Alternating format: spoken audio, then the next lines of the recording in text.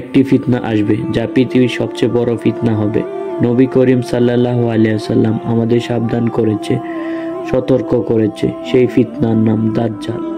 দাজ্জাল আসবে একচোখা অবস্থায়।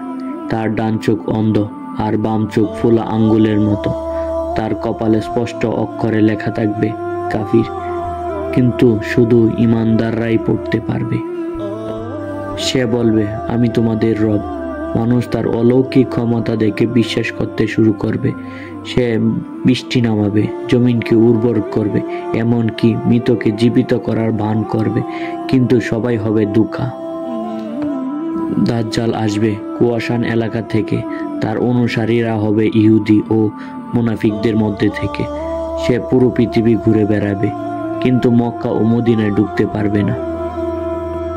নবী করিম সাল্লাল্লাহু আলাইহি সাল্লাম বলেছেন, সূরা কাহাফের প্রথম 10 আয়াত পড়লে দাজ্জালের ফিতনা থেকে বাঁচা যাবে।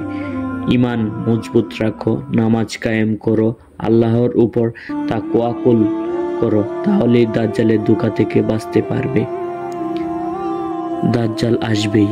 সে এমন এক পরীক্ষা নিয়ে আসবে যা পৃথিবী সবাইকে বিভ্রান্ত করবে। তুমি কি প্রস্তুত? তুমি কি জানো কিভাবে নিজেকে রক্ষা করতে হবে?